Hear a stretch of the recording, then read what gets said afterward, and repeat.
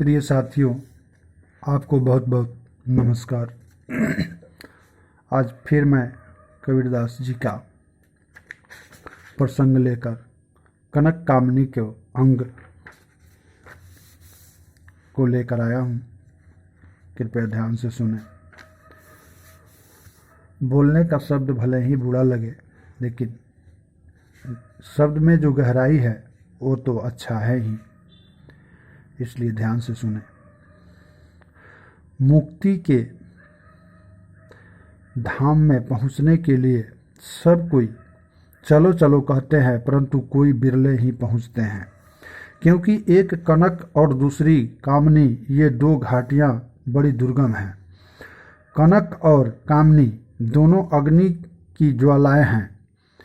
इनको देखकर ही विवेक वैराग के पंख जल जाते हैं और स्पर्श करने से तो ये मनुष्य को निकम्मा बना देते हैं।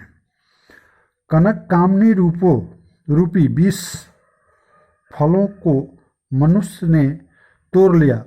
इसको देखते ही विष चढ़ जाता है और चखने पर तो मर ही जाता है। कनक और कामनी को त्याग कर दूर भागो, ये गुरु के बीच में भेद डालते हैं। अन्न में कुवासनाएं, मुख में धूल झोंकती है, कष्ट देती है। जो इस कनक कामनी दर्रे को पार कर जाए वही भवसागर पार कर सकता है। इस दर्रे में निष्फल जाने से तो उसका कहीं ठिकाना नहीं। स्त्रियों तो धूल कर मत देखो, स्त्रियों को घूर कर मत देखो। सहसा उन पर दृष्टि चली जाए तो शीघ्र ही नम्र कर लो। उसे देखकर चिंतन न करो, क्योंकि इसको देखते ही शरीर में विकार का विष चढ़ जाता है और मन में कुछ बुरी ही वासनाएं जागृत हो जाती है। नारी पुरुष की स्त्री है और पुरुष नारी जाति का पुत्र है। माता की जाति नारी से वैश्विक संबंध जोड़ना उचित नहीं। ऐसा ज्ञान विचार कर कितने महापुरुषों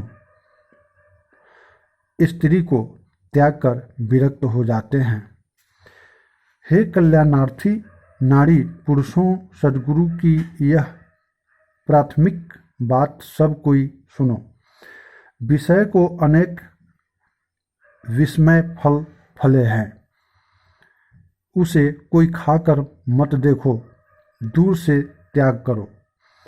पराई स्त्री तीव्र तलवार है, इससे कोई बिरला बचता है। इसको छेड़ कर कोई मत देखो। यह हंस हंस कर तथा रो रो कर दोनों प्रकार से खाती है, इसलिए इससे दूर रहना ही अच्छा है। संत कबीर जी कहते हैं, पराई स्त्री पूरी तीव्र छुरी से बिरले बचते हैं। पराई स्त्री यदि सोने जैसी सुंदरी हो तो भी उसका प्रेम हृदय में किंचित भी न घुसने दो।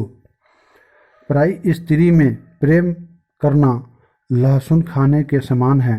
जैसे लहसुन एकांत में खाओ तो भी उसकी गंध से अंत में लहसुन खाना प्रकट हो जाता है, वैसे कितना ही छिपा कर पराई स्त्री से प्रेम करो, अंत में बिना उसके खुले रह नहीं सकता।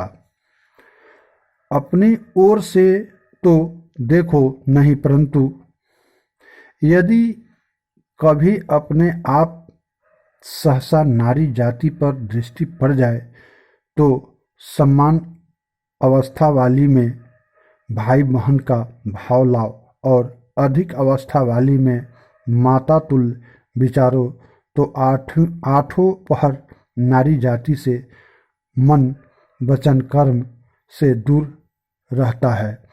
उसको काम कल्पनाएं खा नहीं सकती। सर्वांग सर्वमय सुंदरी हो और उसके अंग में सुगंधि बिखरती हो, यदि अपनी ही माता हो तो भी पास मत बैठो। इस कनक कामनी ने 7 खंड 9 दीपों में सबसे विषय भोग उपभोग का फगुआ ले लिया, परंतु खड़ी होकर कबीर साहेब से कहती रह गई कि तुमने मुझे कुछ भी नहीं दिया।